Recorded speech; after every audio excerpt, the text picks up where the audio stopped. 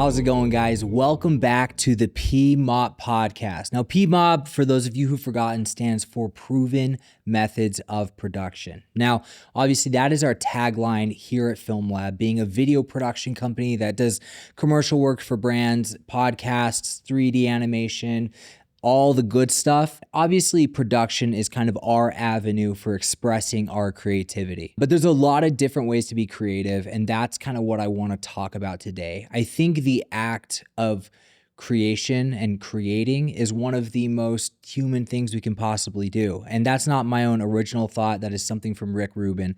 But I do kind of just want to talk to you guys a little bit and kind of just free flow share some of the thoughts I have around why being creative is important, what creativity looks like, how you can develop greater creativity in yourself, and hopefully more regularly enter that flow state more often. Before I dive into everything, I just want to preface this. I'm not an expert. I don't have this all figured out because again, this podcast is meant to be me sharing what I'm learning along the way of building FilmLaab. And more, I come back to how important keeping creativity at the front and center of what we do is.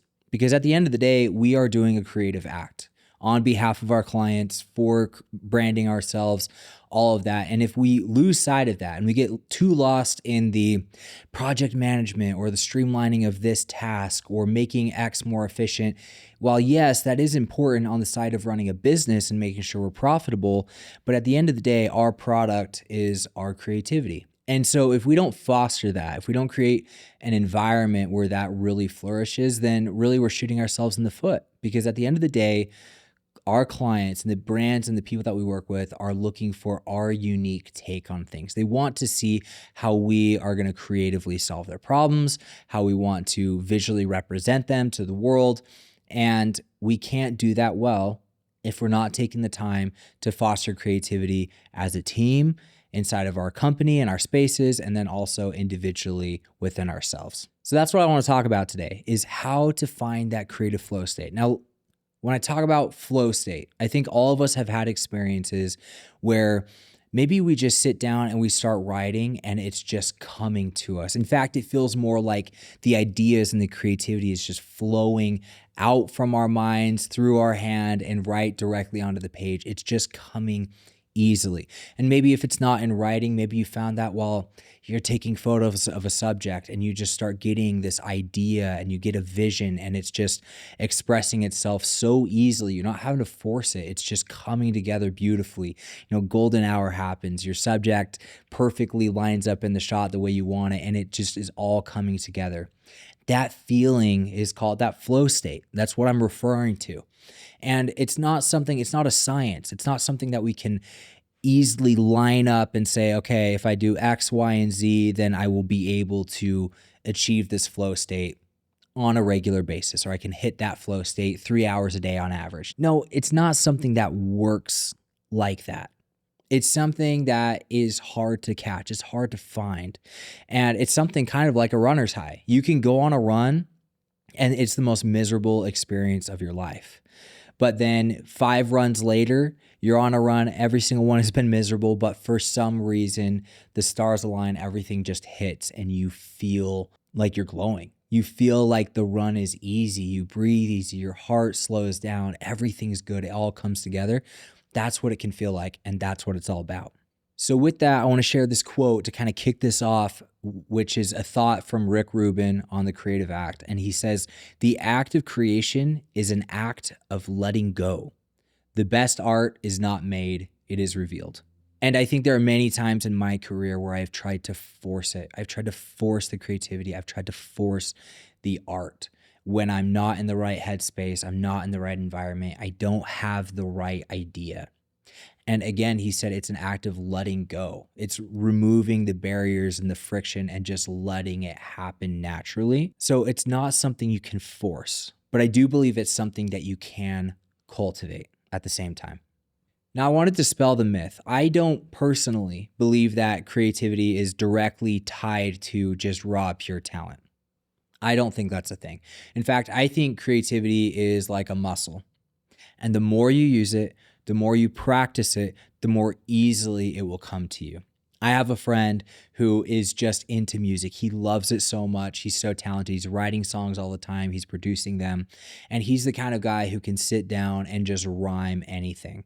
He can immediately sit down and he can freestyle a rap verse and it just flows lyrically and smoothly. And it's not necessarily because he's smarter than I am or better than me in any way. It's because that is what he does day in and day out and he loves it. And so his mind has been rewired to reduce friction in expressing his creativity in that way. So is he more talented than me? Honestly, he is. His name's Brendan. Talented guy, look him up. But it's also something that he has practiced. And so if right now you don't feel like you're a creative person, you don't feel like you're the creative type, that can be changed with consistent effort and learning how to think in a creative way. The more you practice creativity, the more smoothly and effortlessly it will flow.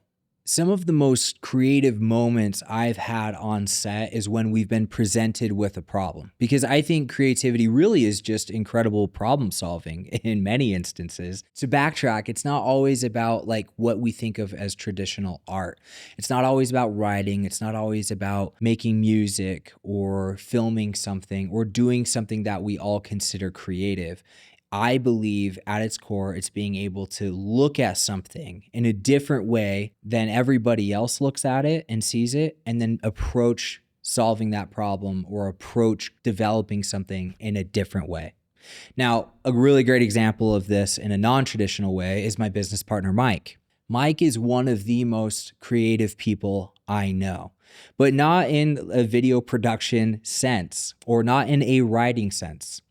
The guy is not somebody who's going to go build out a script. He's not somebody who's going to grab a camera and figure out how to light it beautifully. That's not him.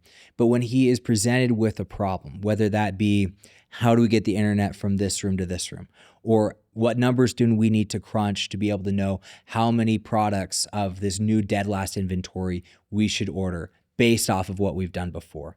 Or how do we make it easier for our clients to be able to work with us and create with us? Those are all problems that he was presented with, and he was able to creatively problem solve. And he's able to go about it in a different way than I ever would. And that's a way that he's able to creatively express himself. And he's solving problems for FilmLaab all the time. So again, let me stress it enough. You cannot be the guy who says, I'm just not creative. That is not true. The act of deciding what you're going to wear today is a creative choice. Are you going to wear a hat or are you going to wear a beanie? Do you want your shoes to match your shirt? How are you going to approach that? You deciding the route you're going to take to work when you're driving there. You deciding the types of words you want to use when describing something to a friend or telling a story. Even the clever comment or meme that you decide to send to a friend can be somewhat of an expression of your own creativity. So don't limit yourself to defining creativity as the process of the arts, because it is not exclusively that at all. So I want to give you guys a couple of tips or experiences that I've had and a perspective that I have that helps me cultivate and practice greater creativity in my own life. I don't know who told me this. I don't know where I heard it, but I heard once that a great creative exercise is taking two unrelated ideas or two unrelated things and then figuring out how to tie a common thread between the two. How do you bring them closer together? How do you tell a story with it? How do you pair it in a unique way? And some of the best art we've ever seen has been placed in spots where it doesn't belong. You know, Banksy will go do graffiti on the side of a building here in Park City, and it will just be stumbled on and discovered. And that's what's beautiful. He took something that was pretty much an actual crime and made it into something that's priceless art. How many times have we seen the music artist Post Malone jump from one genre to the other and to the next? And he's usually bringing in elements of his hip hop or R&B background into country, into some of the soulful stuff he's doing. He's experimenting all the time, and he's bringing these two different genres or two different ideas or approaches together, which feels so fresh. It feels so new and creative. And there are endless iterations and possibilities when you're doing that, both in the way that you dress, in the businesses that you're able to create, in the stories you're able to tell. Now, I was able to take this idea and I'm like, okay, I'm developing a love for running. And I also have this great love of film.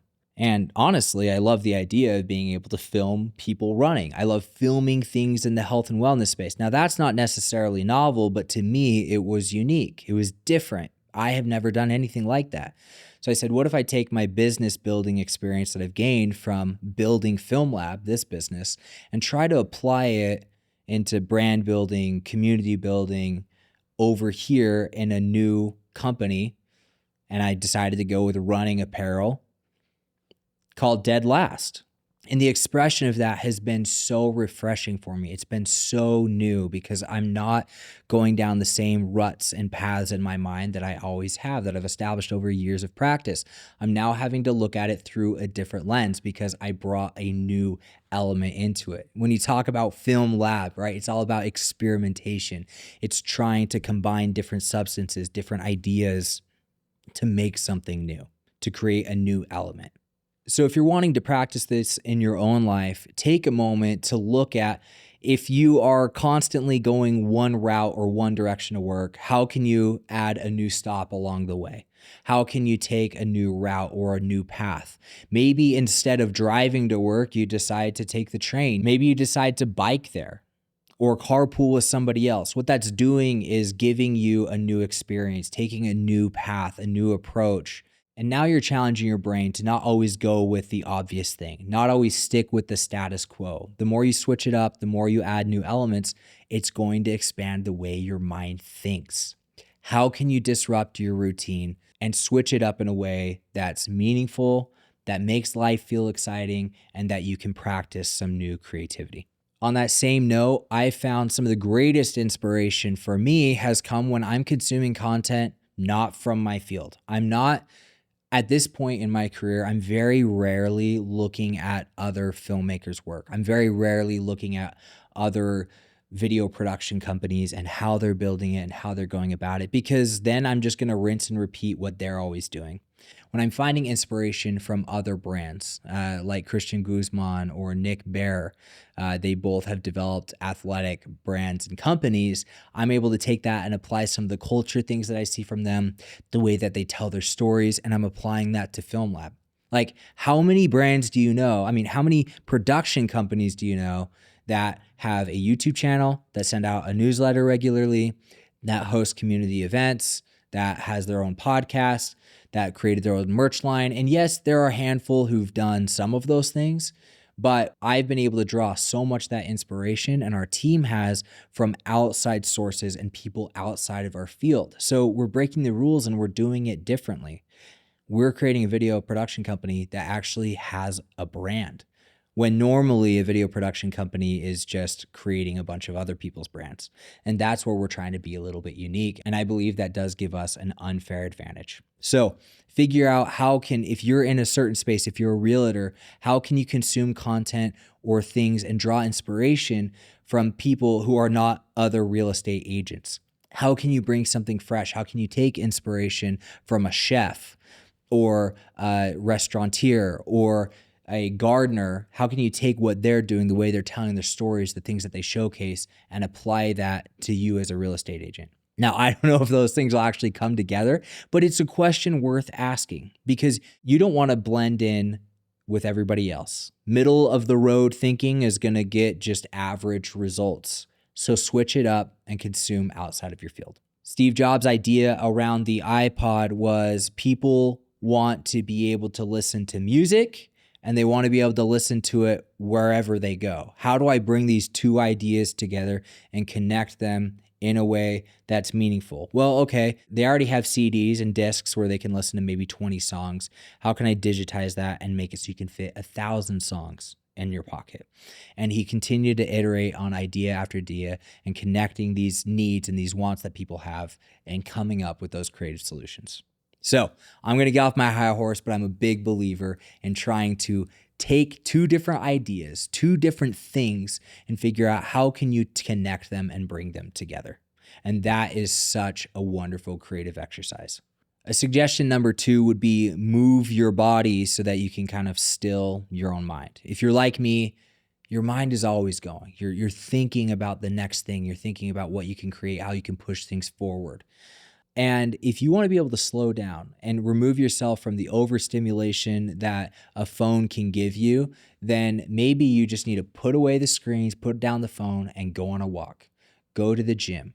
Go touch grass and sit outside. Disconnect and take time to move your body, to be in nature. I cannot tell you what an obvious hack this is, but it's something that I didn't do for so long. But I started noticing in myself every time I was on the phone with a client and they were maybe arguing with me about something, or it was a very complicated conversation, or I was having to really pitch an idea and explain it well, I started finding myself pacing. I was pacing on the phone, and yes, maybe that's partially a nervous tick, but I think it was also a way for my body to start moving and releasing endorphins that was able to help bring clarity to my mind. So don't be stagnant in your body. The more you're able to move, take yourself out of your current environment, go into nature, whatever it is, that is going to help still your mind and let the creative ideas come. A creative idea or a good thought cannot come into a crowded mind. So do whatever you can to dispel that. Which leads me to kind of my third tip or third approach that I don't practice often enough, but when I do, it makes all the difference, is taking the time to write. Because my mind moves really fast, but my hand can only write as slow as it does, it really forces me as I'm writing to channel in what am I trying to say? What am I thinking? I'm putting the effort into crafting one singular strong idea. And I can do that while I'm writing by hand, while I'm typing. Sometimes I'll even do it where I'm just like talking in a notes app to my phone or voice to text so that I can start getting some of my ideas down. And once I get that idea down, I'm able to look at it, edit it, refine it, and iterate on it. But the biggest thing is for me, getting the thought outside of my head and down on paper, down on a place where I can see it from a different perspective and say, okay, that idea really does not make sense at all, or this idea actually has legs and there's something here. Let's iterate on that. Let's explore that. Let's keep flushing it out. So for me, that has been an absolute game changer. And it's something you've probably heard me talk about before. Now, to kind of continue this thought, again, I think the act of creation is deeply human. It's something that we inherently were born with. When we were kids, everything was wonderful. Everything was awe-inspiring. I mean, I remember the first time my kid saw a potato bug, a roly-poly on the ground. It was just crawling, and she thought it was the most amazing thing because when she'd touch it, it'd roll up in a ball. And she could push it along and it would roll. Or sometimes she'd hold it in her hand and start crawling around. And that was so shocking to her. When most of the time, I'm like not even aware that it's on the ground existing. Yet she was so enamored with this idea that there was life down there right below her feet. And that was just so amazing to her. The first time she saw snow, when they see birds or animals, when they discover a new idea or sound or thing, that is exciting to them.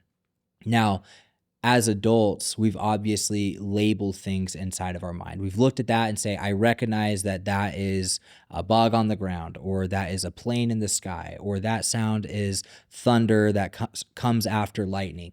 And we have to label things so we can understand them and move on, because we wouldn't be able to get anything done otherwise. But I think it is a beautiful thought to slow down and have that childlike wonder about everything around you. Which brings me to this really cool quote by Rick Rubin. Can you tell he's a hero of mine? And he said, "The artist's job is not to invent, but to recognize, to notice what's already there." I think some of the most creative geniuses are not the ones who are pulling something out of thin air, but are able to show us something that we've all seen 1,000 times, but just with a slightly different perspective, with a new insight, with a greater appreciation than we've been able to give that thing, that feeling, that sound, that experience before. So try to slow down and develop the art of noticing. Because when you start noticing the things around you, you can start appreciating them greater. You start appreciating the ability to be able to go outside and experience nature. You start appreciating the quiet moments where you can hear the sound of your kids laughing, or a conversation of somebody going by, or the sound of an ocean wave on the beach. When you can notice that, you can appreciate it. And when you can appreciate it, you will take the time to understand it greater. And when you understand it, you're able to then start looking at it in a different way, and you can articulate that to somebody else. Now, I know I'm getting kind of deep. I'm getting very philosophical here, but it's something that whenever I delve deep into it, I can start feeling that creativity flow through me because I'm noticing, I'm feeling this energy around me. Now, I'm somebody who has a deep and abiding faith in God. I truly believe that God is the ultimate creator. He created this earth. He created me. He created this universe and everything in it. And when I understand that he created it, I have to start slowing down and looking at the intention with how he designed everything. Not only nature and the things that you think are obvious, but the personality of other people, language, ideas, philosophy, whatever it is. Some of these things, obviously they come from men too, but many times they're inspired by God and the things that he created. And so I believe that when we are practicing the art of creation, when we are trying to put ourselves in a creative mindset, we're going to be more pure. We're going to be more wholesome. We're going to appreciate the human next to us because we understand and appreciate that they are an individual, that God loves them just as much as he loves you. And when you have that kind of mindset shift, it really puts a lot of things into perspective. The more I try to reflect that same creativity in my life, I do feel closer to God himself and feel just a little bit more divine. That being said, I'm imperfect and I'm still trying to figure it out. But I think it's something that we all should commission ourselves to practice and to continue to develop, because it is a deeply satisfying feeling to create and craft an idea, a thought, a moment, an outfit, a poem, an experience, and just appreciate that. And to know that you had a part in tying that idea or that feeling together. So like I said, there's a lot of ways you can approach this creativity and it can manifest in your life. You can creatively practice parenting in the way that you're communicating with your child, or in a relationship with the words that you use, the way that you apologize or try to bridge a gap with a spouse or a friend that you've had a disagreement with. The way that you decide to cook a meal or plate a dinner or wrap a gift or a present for somebody. The way you decide to mow your lawn that makes it feel pristine and intentional. There's so many ways to be creative. And once you start noticing them and you start practicing them, it just comes that much more easily. That being said, we do not need to chase creativity. We just need to remove the things that can distract us, remove the things that can block us from that. And as we remove those distractions, whether it be your phone, which for me, my phone, my email, the idea of constantly needing to build a business. If I'm not constantly working, then I'm letting my family down, my friends down, the people who work here down, my clients down. That I'm just talking about something that's obviously deeper, but I feel like if I'm not always working, then I'm not progressing. And I have this thing inside of me that feels like if I'm not pushing things forward, then I'm stagnant and I'm falling behind. And that's something that I'm having to work on. But that busyness in my mind, the craziness that happens, can really block creativity. It can lead to a lot of dissatisfaction in my own life, which is hilarious because 5 years ago, if I could see where I was at now, I would be ecstatic and thinking, wow, it really worked out. The thing I was going for actually happened. But right now, with all the craziness in my mind, I'm thinking about where I need to be in 5 years from now, rather than appreciating and slowing down and seeing where I'm at now. And when I can slow down and remove those distractions, I feel more creative. I feel like being a better human, and I feel so much more satisfaction inside of my own life. So that is why I believe creativity is important, not just for the thing that you ultimately create or craft, but the state that you have to put yourself in leads to so many other benefits. To be creative, I have to be still. To be creative, I need to be aware and connected. So the act of creating actually puts me in that state where overall I'm just a better human being. And I think that's what we're all trying to do at the end of the day.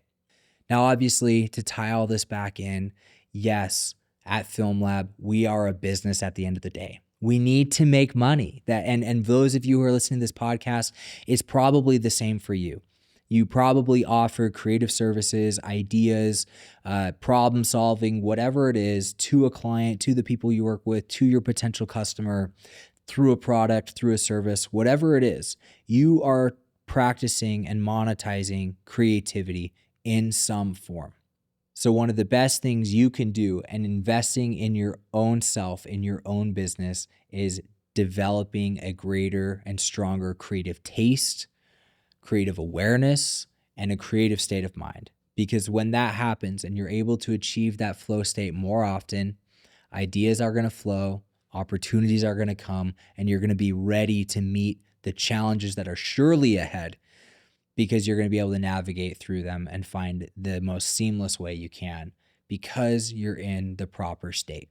So it's going to benefit you personally. It's going to help you smash as far as a business and truly succeed. And I just think it's a beautiful thing. Well, that was a lot. And I hope that was somewhat helpful to you guys. But I know that talking through this myself, the way I felt at the beginning of this podcast, to the way I feel right here at the end, I'm just filled with gratitude. I'm filled with clarity. I'm filled with perspective. And I feel that way because I had to take the time to craft the message I wanted to share today, to think through how I wanted to deliver it in this podcast. And then the act of actually creating this podcast has helped put me in a state where I feel at peace. And that's a beautiful feeling. So I would invite everybody listening to take a little bit of time today, whether that's 5 minutes to meditate, to go on a walk, to look at how you can bring two separate ideas together, to take a new route to work, to try a different outfit, to text a friend a kind compliment that you wouldn't normally say. That act is going to help you refine the art of noticing and the art of awareness, which is going to bring you greater happiness and greater success in life and in business. And before I totally wrap up, I have to shout out our partners here at Nanlite. Obviously, they have helped deck out all the lights for the studio. When I talk about removing boundaries and reducing friction from having the idea to the act of actually creating it, working with Nanlite has been a game changer for us. And I'm not just saying that because they have helped hook us up with these lights. It's genuinely a game changer to be able to set up lights, to know that they aren't going to fail, to be able to control them from our app. And it's just removing the barriers to actually getting out there and creating. And that's honestly why we built this whole studio. How can we create an environment that makes it easy to feel creative inside of it, that looks good, that really just reduces the friction to actually sitting down and creating? I am recording this podcast by myself because we are intentional with the tools that we use to create and the environment that we do it in. So that's just another way that I've seen such a big difference, and shout out to our friends at Nanlite who are able to help us do that. With that, I hope you all enjoyed this episode of PMoP, and I'll see you guys in the next one.